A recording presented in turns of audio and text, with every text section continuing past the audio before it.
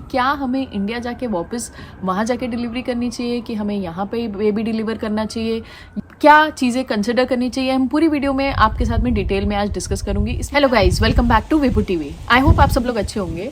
तो आज का ये जो वीडियो है ये हम काफ़ी टाइम से बनाने वाले थे, बट ऑन मल्टीपल रिक्वेस्ट आज हम ये वीडियो आपके लिए लेके आए हैं। तो जैसे कि आपने देखा, इस वीडियो में हम बात करने वाले हैं एक बहुत बड़े क्वेश्चन पे, जो कि हम जैसे लोग जो कि इमिग्रेंट्स हैं, जो कि इंडिया, पाकिस्तान या इन कंट्रीज से यहाँ पे आते हैं और हम यहाँ पे जब प्रेग्नेंट होते हैं या डिलीवरी करने का सोचते हैं, तो सबसे पहला क्वेश्चन हमारे दिमाग में आता है कि क्या हमें इंडिया जाके वापस वहाँ जाके डिलीवरी करनी चाहिए कि हमें यहाँ पे बेबी डिलीवर करना चाहिए, या क्या चीज़ें कंसिडर करनी चाहिए। हम पूरी वीडियो में आपके साथ में डिटेल में आज डिस्कस करूंगी। सो आज इस वीडियो में हम यही बात करेंगे कि क्या वो पॉइंट्स हैं जो कि आपको ध्यान में रखने चाहिए ये कंसिडर करने के लिए या ये डिसीजन लेने के लिए कि आपको डिलीवरी इंडिया में जाके या अपनी होम कंट्री में जाके करनी है कि यहाँ पे करनी है। अगर आपको पता है कि यूके में अगर बेबी बॉर्न होता है तो यहाँ पे एज सच आपको कोई एडवांटेज नहीं मिलता है।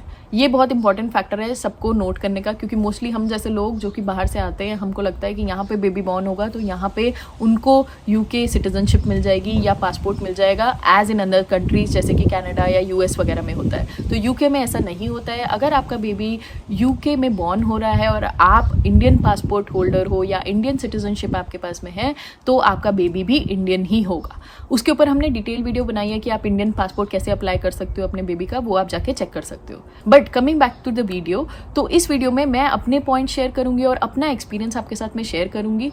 ये मेरा पर्सनल एक्सपीरियंस है, but I would still say कि ये कुछ पॉइंट्स हैं जो कि आप कंसिडर कर सकते हो और देन डिसाइड कर सकते हो कि क्या बेस्ट आपके लिए वर्कआउट करता है।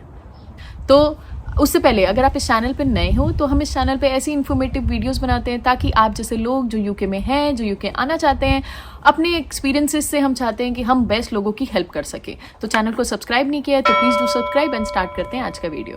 तो जैसे कि मैंने बोला और मैंने आपको बताया पिछले वीडियोस में भी कि हमारा बेबी अभी 1 ईयर का हो गया है। I know we are quite late in posting this video, but we were quite sceptical because हम मोस्टली वीज़ा रिलेटेड वीडियोस बनाते हैं। बट हमसे बहुत लोगों ने ये क्वेश्चन पूछा और बहुत सारे फ्रेंड्स के दिमाग में ये क्वेश्चन है, इसलिए ये वीडियो हमने ऑन रिक्वेस्ट आज बना रही हूँ। सो सबसे पहले समझते हैं कि यूके में जब आप प्रेग्नेंट होते हो तो यहाँ पे प्रोसेस कैसे वर्क करता है। बहुत शॉर्ट में मैं बताऊँगी। तो ये जो प्रोसेस है क्वाइट सिमिलर होता है बाकी कंट्रीज़ के, बट यहाँ पे आपको एक मिडवाइफ असाइन हो जाती है। तो मिडवाइफ क्या होती है? एक नर्स है जो कि स्पेशलाइज्ड है इन डिलीवरीज एंड प्रेगनेंसी से रिलेटेड, उनको सारी इन्फॉर्मेशन होती है। जैसे कि इंडिया में अगर आप होते हो तो वहाँ पे दाई माँ हुआ करती थी, वैसे ही सिमिलर कॉन्सेप्ट यहाँ पे है मिडवाइफ का। सो मिडवाइफ ही आपके साथ में during the whole journey of your pregnancy रहेंगी, फ्रॉम द टाइम जब आपको पता लगता है कि आप प्रेग्नेंट हो और उसके बाद में आपके अल्ट्रासाउंड स्केड्यूल कराना, आपके अपॉइंटमेंट शेड्यूल कराना, एवरीथिंग जो भी आपके ब्लड टेस्ट होने वाले, हर चीज़ में मिडवाइफ आपका फर्स्ट पॉइंट ऑफ कॉन्टैक्ट रहती है। और उसके अलावा आप सिर्फ डॉक्टर से तब मिलते हो जब कोई कॉम्प्लिकेशन होता है, या आप कभी आपके स्कैन के लिए गए तो वहाँ पे कुछ उन्हें लगा कि आपको देखने की ज़रूरत है तो ही आप यहाँ पे डॉक्टर से मिलते हो, वरना मिडवाइफ ही आपके साथ में रहती हैं till the time of delivery, और लेबर रूम में भी वही आपके साथ में रहते हैं। तो बेसिकली मिडवाइफ एक बहुत इंपॉर्टेंट बंदी हो सकती है आपके लिए during the whole time of pregnancy. और जितने भी जैसे मैंने बताया अपॉइंटमेंट्स होते हैं वो आपके लिए स्केड्यूल करते हैं, आप उनसे कॉन्टैक्ट कर सकते हो और काफ़ी ईजी होता है communication to a particular midwife या फिर टीम। नाउ इट डिपेंड्स आप किस एरिया ऑफ यूके में हो। हमारी सिटी में थोड़ा सा डिफरेंट था, मेरी फ्रेंड दूसरी सिटी में थी तो उसके वहाँ पे उनके पास में ऐसे व्हाट्सएप ग्रुप नहीं था जिससे वो इजीली कम्युनिकेट कर सकते थे।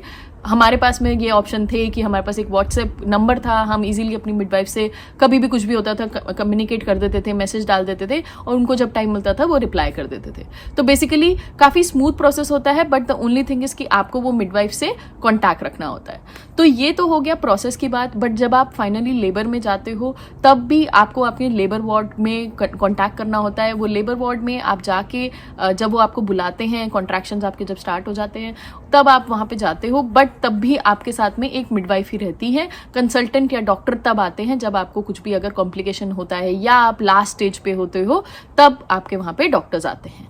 तो ये तो हो गया एक बहुत ही शॉर्ट फॉर्म में प्रोसेस। बट अगर आप चाहते हो मैं अपने पूरा डिटेल में आपको समझाऊं कि यहाँ पे कैसे होता है, तो उसके ऊपर मैं एक डिटेल वीडियो अलग से बना सकती हूँ, आप कमेंट सेक्शन में मेरे को बता देना। But the main motto of this video is कि क्या आपको डिलीवरी यहाँ पे करनी चाहिए, क्या पॉइंट्स हैं जो कि मैंने नोट डाउन करे हैं और मैं आपके साथ में शेयर करती हूँ ताकि आप ध्यान रख सको कि आपको क्या रेलेवेंट है। जैसे कि मैंने बोला, हर बंदे के एक्सपीरियंस अलग होता है और हर बंदे की रिक्वायरमेंट अलग होती है। तो यहाँ पे कुछ पॉइंट्स मैं आपके साथ में अपने एक्सपीरियंस से शेयर कर रही हूँ। तो सबसे बड़ा पॉइंट जो मेरी लिस्ट में है वो है कि आपके पास में कितनी हेल्प है अपनी फैमिली से या अपने फ्रेंड से। सो आप जहाँ पे रह रहे हो, क्या आप फैमिली के साथ में ऑलरेडी रह रहे हो या आपके फ्रेंड्स हैं या नहीं हैं, वो एक बहुत बड़ा इंपॉर्टेंट फैक्टर प्ले करते हैं ड्यूरिंग योर डिलीवरी टाइम। क्योंकि एज यू नो, वो तो इंडिया में भी होता है या हमारी कंट्री में भी होता है कि हमारे को कुछ लोग चाहिए होते हैं, बिकॉज आपकी बॉडी उस समय इतनी ज़्यादा वीक होती है and it is going through a lot. तो आपके लिए हेल्प होना बहुत ज़्यादा ज़रूरी होता है। For example in are case, मेरी मॉम यहाँ पे आ चुकी थी तो हमारे पास में बहुत बड़ा सपोर्ट था, प्लस उसके साथ साथ हमारे फ्रेंड्स भी यहाँ पे बहुत अच्छे हैं जिन्होंने हमें होल टाइम ऑफ डिलीवरी काफ़ी सपोर्ट किया। तो ये एक बहुत बड़ा फैक्टर है जो कि मुझे लगता है आपको कंसिडर करना चाहिए अगर आप डिलीवरी यहाँ पे सोच रहे हो कि आपके पास में कितनी हेल्प यहाँ पे अवेलेबल है, और अगर आप इंडिया जा रहे हो तो आपके पास में वहाँ पे कितनी हेल्प अवेलेबल हो सकती है। अब दूसरा पॉइंट आता है जॉब फ्लेक्सिबिलिटी पे।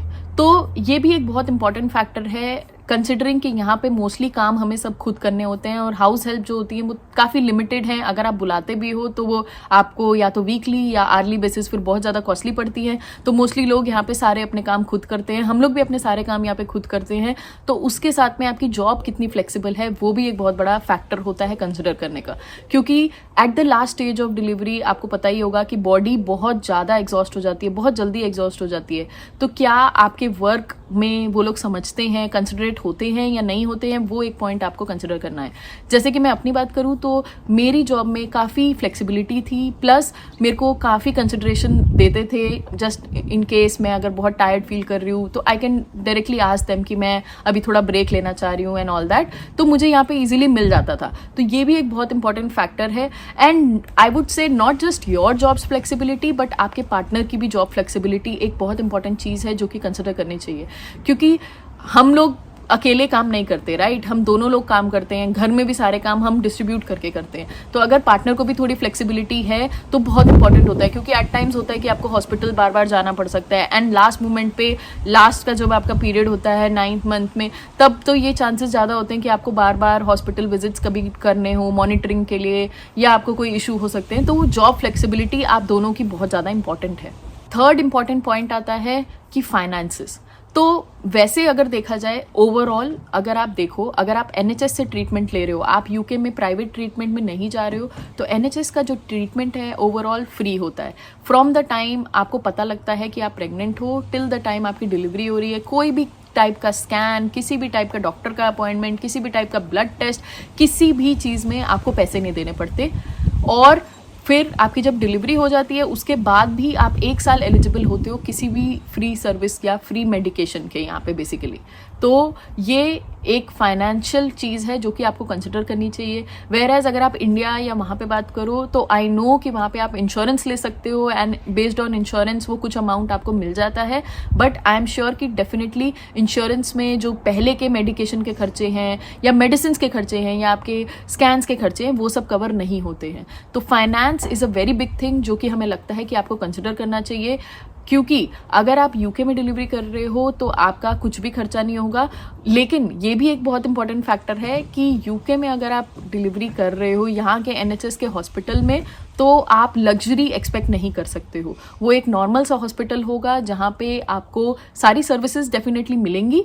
बट अगर आप बात करो कि आजकल हमारे इंडिया में तो ऐसे पैकेजेस अवेलेबल हैं, प्लस आपको एकदम 5 स्टार रूम्स मिलते हैं एंड वहाँ पे आपको बहुत ज़्यादा लग्जूरियस डिलीवरी होती है। तो मेरे कुछ फ्रेंड्स के साथ ऐसी हुई है, but I envy them. But मुझे लगता है कि for us it was more important कि हमारा बच्चा ईजिली और सेफली डिलीवर हो जाए, तो वो हमारा इंपॉर्टेंस थी। बट आप भी यहाँ पे सोच सकते हो, अगर आप चाहते हो कि आपको बहुत ही थोड़ा सा रिलैक्सिंग या लग्जूरियस डिलीवरी चाहिए तो डेफिनेटली वो एक बहुत अच्छा ऑप्शन है जो कि आज की डेट में इंडिया में अवेलेबल है। सो नेक्स्ट चीज़ जो मेरी लिस्ट में है वो है पेशेंस। अब आप पूछोगे पेशेंस कैसे, तो यहाँ पे जो है प्रोसेस काफ़ी अलाइंड है। आई वुड से कि हर चीज़ टाइम से होती है, हर चीज़ के लिए अपॉइंटमेंट लेना पड़ता है। आपकी मिडवाइफ आपके लिए अपॉइंटमेंट्स लेगी अगर आपको कुछ भी रैंडम अपॉइंटमेंट्स लेने, वरना अगर आप सिस्टम में हो तो अपने आप आपको अपॉइंटमेंट के लेटर आ जाएंगे कि अब आपका ये वाला अपॉइंटमेंट है, अब आपका इतने वीक का स्कैन है, अब आपका ये ब्लड टेस्ट है, जो भी डाउन सिंड्रोम या कोई भी एक्स्ट्रा टेस्ट होते हैं उनके लिए भी अपने आप आपको अपॉइंटमेंट्स मिल जाएगी। But on top of that थोड़ा सा यहाँ पे आपको पेशेंस दिखाना पड़ता है, क्योंकि यहाँ पे ऐसे क्विक सर्विसेज, जैसे इंडिया में क्या होता है कि आपको बस स्कैन कराना है तो आप तुरंत जाके आप करा सकते हो, आप किसी भी डॉक्टर से मिल सकते हो, आप कुछ भी ब्लड टेस्ट करा सकते हो, वो चीज़ यहाँ पे नहीं होती है। तो हम लोग भी कहीं ना कहीं थोड़ा सा बीच में घबरा गए थे, क्योंकि कभी क्या होता था कि यहाँ पे स्कैन कराना है बट उसकी डेट हमें 1 हफ्ते बाद की मिल रही है, वेयर एज कभी ऐसा लगता था कि यार कुछ गलत ना हो जाए, और बीइंग फर्स्ट टाइम पेरेंट्स हमें और ज़्यादा लगता था कि कहीं कुछ गलती ना हो जाए, हमसे कुछ गलत ना हो जाए। तो वही मैं बोल रही हूँ कि पेशेंस एक चीज़ है जो कि यहाँ पे डिलीवरी कराने के लिए एक बहुत बड़ी चीज़ है जो कि आपके पास में होनी चाहिए। Plus on top of that अगर आपको क्रेविंग्स भी होती हैं, जैसे आपको नाइट क्रेविंग्स हो रही हैं ड्यूरिंग प्रेगनेंसी, तो वो भी एक इंपॉर्टेंट फैक्टर है कंसिडर करने का, क्योंकि यहाँ पे क्या होता है कि वो क्रेविंग्स आप इतनी ईजिली फुलफिल नहीं कर सकते। प्लस आपको वैसा टेस्ट नहीं मिलेगा कि अगर आप रात को चाहो कि आपको लेट नाइट कुछ खाने का मन है, पिज्ज़ा खाना है, आइसक्रीम खानी है, मिल जाएंगे ऑप्शंस, बट आपके टेस्ट के हिसाब से नहीं मिलेंगे। तो क्रेविंग भी एक बहुत बड़ा फैक्टर था जो कि मैंने सोचा कि मैं आपको साथ में शेयर करूं। और लास्ट मेरी लिस्ट में है आपकी फिजिकल एंड मेंटल स्ट्रेंथ कितनी है। तो we all are mentally and physically बहुत स्ट्रांग है। हम लोग दूसरी कंट्री में आके अपने पेरेंट्स के बिना, अपनी फैमिली के बिना रह रहे हैं, वो in itself is a proof कि हम मेंटली एंड फिजिकली बहुत स्ट्रांग है। But during the time of delivery एक फीमेल की बॉडी में बहुत चेंजेस होते हैं and a female goes through a lot. ये सबको पता होगा जिन्होंने ऑलरेडी बेबीज डिलीवर करें या उन्होंने देखे हैं बेबीज डिलीवर होते हुए। तो ये मुझे लगा एक बहुत बड़ा फैक्टर है, क्योंकि यहाँ पे कहीं ना कहीं ऐसा होता है कि थोड़ी सी लोनलीनेस आ जाती है। तो पोस्टपार्टम डिप्रेशन भी एक बहुत बड़ी चीज़ है जो कि यहाँ पे काफ़ी कॉमन हो जाती है, क्योंकि यहाँ पे आपके पास में उतने लोग नहीं रहते बात करने को, उतना आपके पास में सपोर्ट नहीं रहता। तो आपकी mental health is very important. तो अगर आपको लगता है कि आप मेंटली उतने स्ट्रांग हो और आपको ये delivery and the whole process से अगर आपको मेंटली कुछ भी इफेक्ट कर सकता है, तो I think then you should go back to your country. वहाँ पे जाके आपको डिलीवरी करानी चाहिए और फिर यहाँ पे आना चाहिए। और फिजिकल स्ट्रेंथ की भी बात बहुत इंपॉर्टेंट है, क्योंकि यहाँ पे एज मैंने पहले बताया हेल्थ बहुत इंपॉर्टेंट है। यहाँ पे आपको सारे घर के काम खुद करने होते हैं, आपको लॉन्ड्री खुद करनी होगी, इवन तो आपके पास डिश वॉशर है, बट स्टिल किचन में आपको खाना बनाना होगा and things like that. Plus with a baby आपको कितना सपोर्ट अवेलेबल है वो भी बहुत इंपॉर्टेंट है ध्यान रखने का। अगर आपके पार्टनर के पास में उतना टाइम नहीं है या वो आपको उतना सपोर्ट नहीं कर सकते हैं, तो डेफिनेटली आई वुड सजेस्ट कि आप अपनी कंट्री में जाके, जहाँ पे आपके पेरेंट्स हैं या फैमिली फ्रेंड्स हैं, जहाँ पे आपको हेल्प मिल सकती है, आप वहाँ पे जाके डिलीवरी कराओ। सो गाइज, ये थे कुछ पॉइंट्स जो मैं आपके साथ में शेयर करना चाहती थी। जैसे मैंने बोला, ये पर्सनल एक्सपीरियंस से मैंने आपके साथ में पॉइंट शेयर करे हैं। अब आपका डिसीजन है, क्योंकि ये आपकी लाइफ है, इट्स योर बेबी, राइट। तो आप अपनी हेल्थ को पहले कंसिडर करो and then think about the location कि आपको कहाँ पे डिलीवरी करानी है। मैंने कुछ फ्रेंड्स देखे हैं जिन्होंने मेरी तरह यहाँ पे डिलीवरी कराई है और उनका सब कुछ सक्सेसफुल रहा है, और मैंने कुछ फ्रेंड्स ये भी देखे हैं जिन्होंने ये डिसीजन लिया है कि उन्होंने इंडिया जाके फिर डिलीवरी करने का ऑप्शन चूज किया है। तो it is nothing right and nothing wrong, it is your decision and we wish you all the best and have a safe delivery.